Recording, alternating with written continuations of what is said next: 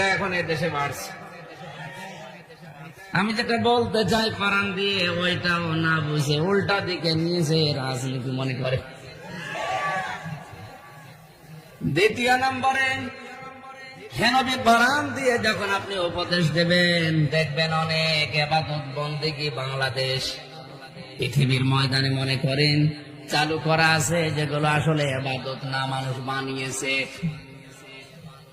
আর এরকম ইবাদত এই বাংলাদেশে প্রায় 34টার উপরে চলছে।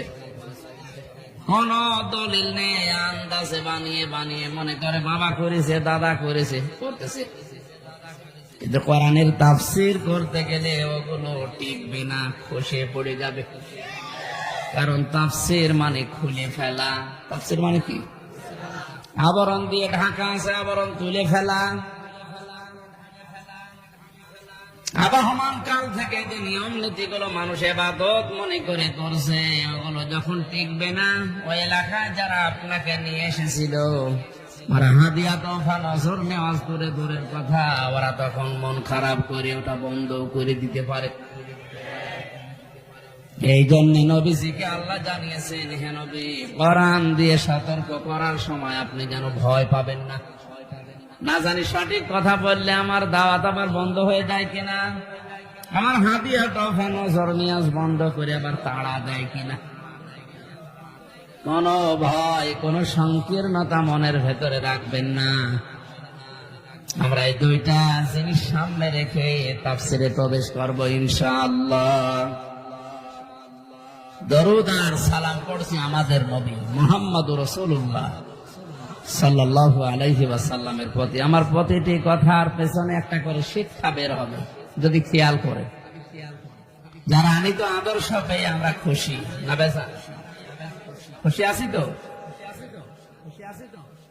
দুনিয়াতে আমরা যারা ওযু করি অনেকেই জানি ওযু ভেঙে যায় 7টা কারণে।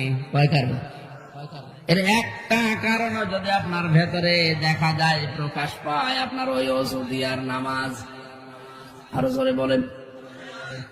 আমি তাফসীর মাহফিল, ওয়াজ মাহফিল, সেমিনার, সিম্পোজিয়াম যাই বলেন, এগুলোকে আমি একটা ক্লাস মনে করি। কি রাসূল কোরআনের 45 মিনিট 1 ঘন্টা পরিমাণ একটা ক্লাস নিয়ে যদি একটা শিক্ষা আমি নিয়ে যেতে না পারি, তা আমারও ব্যর্থতা।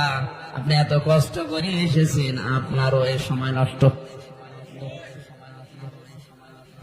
কথাটার সিগনিফিকেন্স কি ছিল? বিশ্ব নবী আমাদের আদর্শ, তার আদর্শ পেয়ে আমরা খুশি। আমরা কি ওযু ভেঙে যায় আপনি জানলেন 7টা কারণে, নামাজ ভেঙে যায় 19টা কারণে। কয়টা? এই 19টা কারণের একটাও যদি আপনার ভেতরে পাওয়া যায়, আপনার নামাজ আর নামাজ নেই, নষ্ট হয়ে গেছে। এ পর্যন্ত জানেন তো? হ্যাঁ, যত ইবাদত দুনিয়ায় আছে প্রত্যেকটা ইবাদত ব্যর্থ হওয়ার পেছনে, নষ্ট হওয়ার পেছনে আপনার জীবনের আমলগুলো আল্লাহ নষ্ট করে দেয়, ভেঙে ফেলে, ব্যর্থ করে দেয়। আল্লাযীনা কাফারু ওয়া সাদ্দু আন সাবিলিল্লাহি আযাল্লা আমালাহুম। এই যে আমলের বহু বচন আমাল, যে মানুষগুলো আল্লাহর আয়াতের সাথে, আল্লাহর বিধানের সাথে কুফরি করেছে। কাফারু শব্দের শাব্দিক অর্থ ঢেকে রাখা। কাফারু মানে কি? আল্লাহর বিধান জানার পরে দুনিয়ার কোন স্বার্থে যদি কেউ ঢেকে রাখে, গোপন করে, এই লোকটাকে উপকার আনতে কাফের বলা হয়। আমরা বাংলাদেশে ধারণাই করে নিয়েছি কাফের এদেশে নেই। কাফের মানে আবু জেহেল। কাফের মানে কি? আবু জেহেলের যে বড় ভাইরা ভাইরা দেশে আছে, ওকে তো টের পাচ্ছে না। কাফের মানে গোপন করা, ঢেকে রাখা, অস্বীকার করা। অনেক অর্থ আছে কাফেরের। আল্লাহর কোন বিধানকে যারা গোপন করে দেয়, চেপে রাখে, ঢেকে রাখে, অস্বীকার করে, সবগুলোই কি? অসাদ্দু আন সাবিলিল্লাহ। এবং আল্লাহর রাস্তা থেকে মানুষদেরকে দূরে সরিয়ে দেয়, আল্লাহর রাস্তায় চলতে বাধা প্রদান করে। এই কোরআনের অনুষ্ঠানে এসে মানুষ আল্লাহর পথগুলো দেখবে, চিনবে। এইটাই তো নাকি?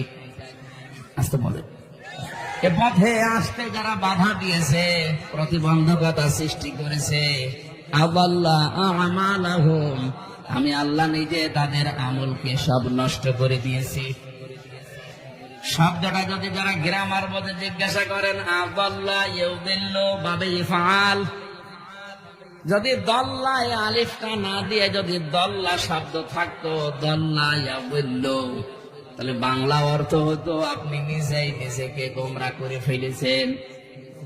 আলিফটা দিয়ে আদাল্লা বাবে ইফআল থেকে যখন আসে, বাংলা অর্থ দাঁড়ায় আল্লাহ নিজে দায়িত্ব নিয়ে আপনাকে খারাপ বানিয়ে দেবে। কি খারাপ বানাবে? আমলের বহু বচন আমাল। আপনার যত আমল আছে, কাজ আছে দুনিয়াতে, সব ভালো কাজগুলো যদি থেকেও থাকে নষ্ট হয়ে যাবে। এই জন্য আমাদের উচিত হচ্ছে যত আমল দুনিয়াতে আল্লাহ দিয়েছেন, প্রতিটি আমল যেন টিকে থাকে, নষ্ট হয়ে না যায়। নাযালাহু আলা কলবি ইলা আখিরি আয়াত। সূরা বাকারার ৯৭ নম্বর আয়াতের প্রথম যে অংশটুকু, অনেক বড় একটা আয়াত। এই আয়াতের ৪ ভাগের ১ ভাগ। এতটুকু ইহুদিরা মানে না। কেন? শিয়া যারা দাবি করছে, ওরা বলে কোরআন নাযিল হওয়ার কথা ছিল হযরতে আলীর উপরে, জিবরাইল ভুল করে মুহাম্মদ, এই জন্য মুহাম্মদকে তো মানে না। পাশাপাশি ওরা জিবরাইল ফেরেশতা কোরআন নিয়ে এসে ভুল করে ফেলেছে, যাকে দেওয়ার কথা তাকে না দিয়ে দিয়েছে মুহাম্মদকে, জন্য তাকেও শত্রু মনে করে। এতটুকু মানে না। এই জন্য আমরা জানি সবাই যে শিয়ারা কাফের। কি?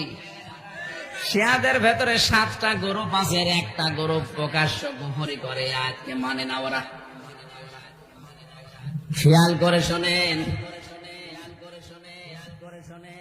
খ্রিস্টান যারা আছেন, হযরতে ঈসা আলাইহিস সালামকে তারা আল্লাহর সন্তান বলে ঘোষণা দিয়েছে, মরিয়ম আলাইহিস সালামকে তারা আল্লাহর স্ত্রী বলে ঘোষণা দিয়েছে। অথচ কোরআনে কারিমে আল্লাহ সূরা ইখলাসে জানিয়েছেন, লাম ইয়ালিদ ওয়া লাম ইউলাদ, আমি কারো সন্তান না, আমি কাউকে জন্ম দেই নাই, আমাকেও কেউ জন্ম দেয়নি। এই আয়াত অনুযায়ী খ্রিস্টানরা যাই করুক, কাফের। বলেন না কেন? সূরা আহজাবের 40 নম্বর আয়াতটা খেয়াল করেন, মা কানা মুহাম্মাদুন আবা আহাদিম মির রিজালিকুম ওয়ালাকির রাসূলুল্লাহ ওয়া খাতামান নাবিয়্যিন। এই যে এত বড় আয়াতের পৃথিবীতে যারা কাদিয়ানি দাবি করে, ওরা কিন্তু মা কানা মুহাম্মাদ মানে, আবা আহাদিম মির রিজালিকুম মানে, ওয়ালাকির রাসূলুল্লাহ এইটাও মানে, খাতামান নাবিয়্যিন 4 নাম্বার যেটা তিনি শেষ নবী, এইটা ওরা মানে না। তাহলে এক আয়াতের 4 ভাগের মাত্র 1 ভাগ মানে না। ওরা কোরআন শরীফ অস্বীকার করে না, কাদিয়ানীরা এরকম না। ওরাও জানে কোরআন আল্লাহর কিতাব, আল্লাহ নাযিল করেছে, মুহাম্মদের উপরে নাযিল হয়েছে, অসুবিধা নেই। উনি এই দুনিয়ায় আদার কোন পুরুষের পিতা না। এই জন্য আলা আহাদিম মির রিজালিকুম, আল্লাহ কিন্তু সিবিয়ান দেননি, রেজাল দিয়েছেন। সিবিয়ান বলা হয় শিশুদেরকে, রেজাল বলা হয় যে মানুষগুলো বয়স প্রাপ্ত হয়ে গেছে তাদেরকে। বিশ্ব নবীকে আল্লাহ এই পৃথিবীতে কোন প্রাপ্ত বয়স্ক পুরুষের পিতা বানাননি। কথা বুঝতেছে? আল্লাহ যদি এখানে সিবিয়ান দিতেন, ওরা ভুল ধরতো, বলতো মুহাম্মদের তো ছোট ছোট সন্তান ছেলে ছিল, এ কোরআনে ভুল পাওয়া গেছে। কত সূক্ষ্ম বিষয় আল্লাহ ছাড় দেননি। এজন্য কিয়ামত পর্যন্ত এর ভেতরে কেউ ভুল বের করতে পারবে না। আমার মাঝে মাঝে কোন আয়াত নিয়ে খটকা লাগলে আমার মনে হয় যে এই তো পাওয়া গেছে, একটু গভীরে গেলে দেখি না আমারই ভুল হচ্ছে। এখান থেকে কি শিক্ষা নিতে? তিনি অ্যাডাল্ট কোন পুরুষের, প্রাপ্ত বয়স্ক পুরুষের পিতা না। হ্যাঁ, ওনার ছোট ছোট ছেলে ছিল, এটা আছে, কিন্তু এই জন্য আল্লাহ সিবিয়ান না দিয়ে দিয়েছেন রেজাল। 2 নম্বরে উনি এ পৃথিবীতে রসুল ছিলেন, এইটা ওরা মানে, কোনো অসুবিধা নেই। মোহাম্মদ রসুল, কোনো অসুবিধা নেই, কিন্তু উনি শেষ রাসূল, শেষ নবী, এটা আমি মানি না। শেষ নবী, শেষ রসুল, এটা হচ্ছে গোলাম আহমদ কাদিয়ানী। এতটুকুর কারণে আমরা জানি সবাই এই দেশে খ্রিস্টানদের সাথে, ইহুদিদের সাথে যেমন বিয়ে দেওয়া জায়েজ নেই, এই কাদিয়ানীদের সাথে আত্মীয়তা করা, বিয়ে দেওয়া আরো জোরে। সুতরাং ওরা দেশে যদি থাকে ইহুদিদের মতো, খ্রিস্টানদের মতো থাকবে, আমাদের কোনো অসুবিধা নেই, কথাও নেই। কিন্তু মুসলমান পরিচয় দিয়ে থাকলে কোরআনের এই আয়াতটা কেমন হয়ে যায়। আমার মাঝে মাঝে আয়াতগুলো চিন্তা আসে। ইহুদি, খ্রিস্টান, কাদিয়ানি, শিয়া যাই বলেন, এই মানুষগুলো পুরা কোরআন অস্বীকার করে না। 6666টা আয়াতের ভেতরে মাত্র একটা আয়াতের কেউ 4 ভাগের 1 ভাগ, কেউ 3 ভাগের 1 ভাগ, কেউ 2 ভাগের 1 ভাগ, এতটুকু মানে না, বিশ্বাস করে না। এই জন্য আমরা সবাই পৃথিবীতে জানি ইহুদিরা কাফের, খ্রিস্টানরা কাফের, শিয়ারা কাফের, কাদিয়ানিরা আরো জোরে। অথচ বাংলাদেশে জিহাদের আয়াত আল্লাহ কোরআনে 903 জায়গায় ডাইরেক্ট ইনডাইরেক্ট মিলে দিয়েছে। এই জিহাদকে যারা জঙ্গিবাদ বলে চালিয়ে জাতির কাছে আলেমদেরকে কালার করার চেষ্টায় আছে, এরা টাটকা কাফের।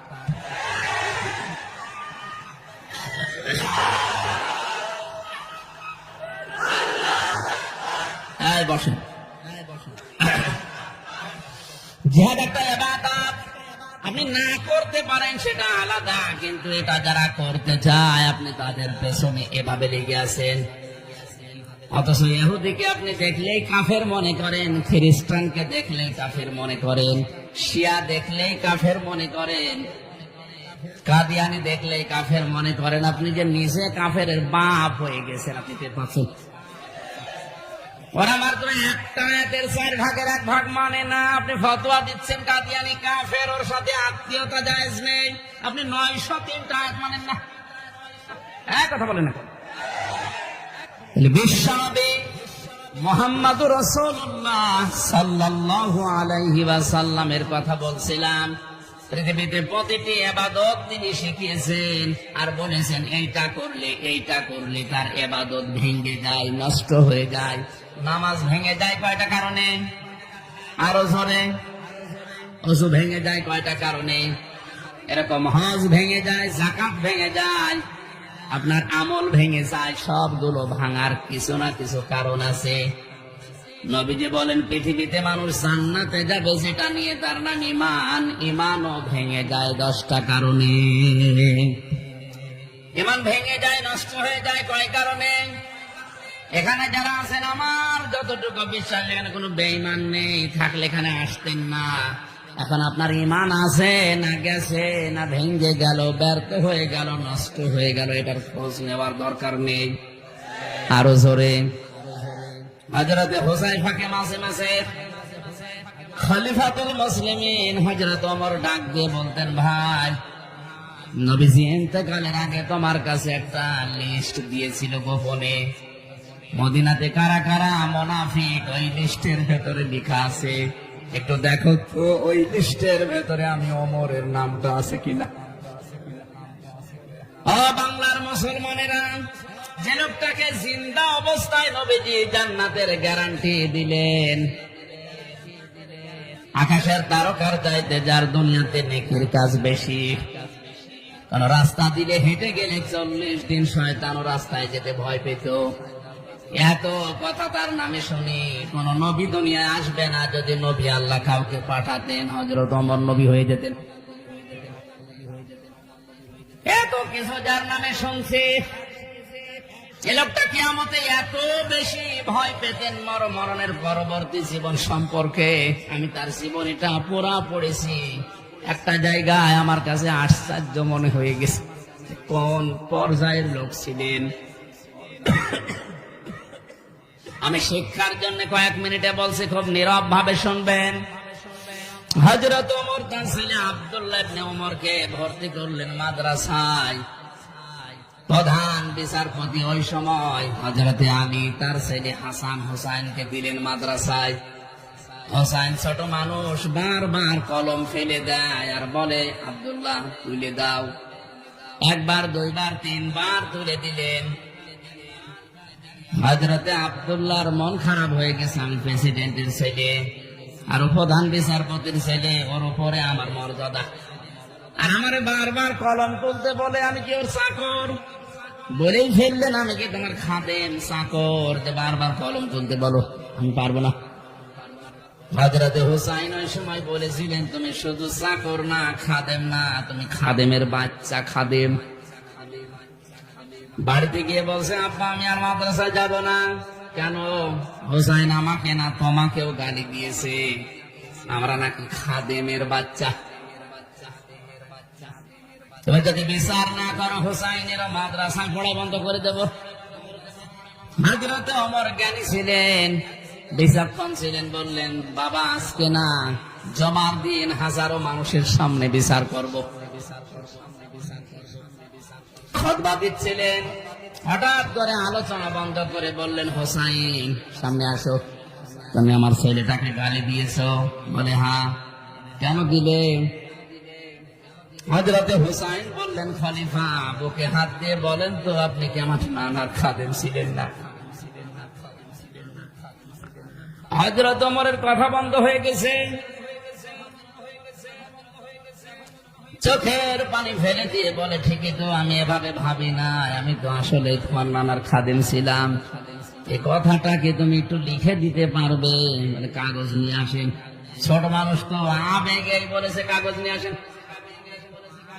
খেজুরের পাতা নিয়ে এসেছে, উনি লিখে দিলেন, আমি নিচে দেখেছি ওমর আমার নানার খাদেম ছিল, খেদমত করতো, ইতি হুসাইন ইবনে আলী।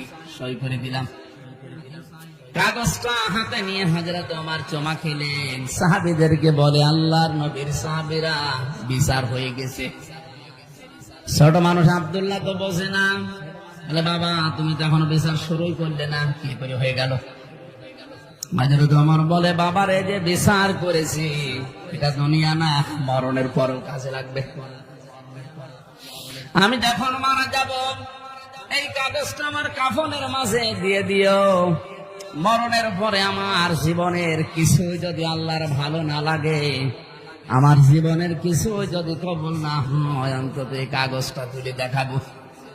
রব্বুল আলামিন, তুমি আমার এই কাগজটার দিকে তাকিয়ে দেখো, তোমার নবীর নাতি সই করে দিয়েছে, আমি নাকি নবীর খাদেম ছিলাম।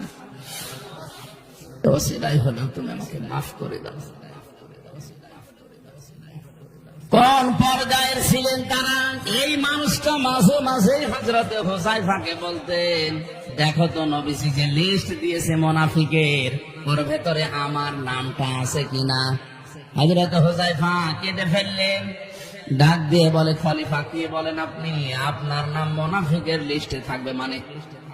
হযরত ওমর বলে, ভাই দুনিয়াতে নবী ছাড়া কারো ঈমান নিরাপদ না, কখন কে বেঈমান হয়ে যায় বলা যায় না। আমি এখন আছি মুসলিম, কখন আমার ঈমান ভেঙে যায়, নষ্ট হয়ে যায়, আমি নিজেও জানি না। এখনো যদি দেখি যে আমার নামটা ওই লিস্টে আছে, তওবার তো সময় এখনো শেষ হয়ে যায়নি, আমি এখনো সময় আছে, তওবা করে ফিরে আসতে পারি। ঈমান ভাঙার কারণ কয়টা বললাম? আরো জোরে। এর 4 নাম্বার কারণটা আমি বলবো শুধু, যেহেতু এই সাবজেক্টের উপর আমার আলোচনা না, আমি 4 নাম্বারটা বলছি শিক্ষার জন্য। বিশ্বনবী জানিয়েছেন, ঈমান ভেঙে যায় ওই লোকটার যে আমি নবী মুহাম্মদ রাসূলুল্লাহকে বাদ দিয়ে অন্য কারো আদর্শকে ভালো মনে করে। বগুড়াবাসী যদি বিবেক থাকে আর মাথায় মগজ থাকে, ভাবেন তো, বিশ্ব নবীকে বাদ দিয়ে অন্য কারো আদর্শ যদি কারো ভালো লাগে, পছন্দ হয়, ওর ঈমান আর নেই, ওটা বেঈমান হয়ে গেছে।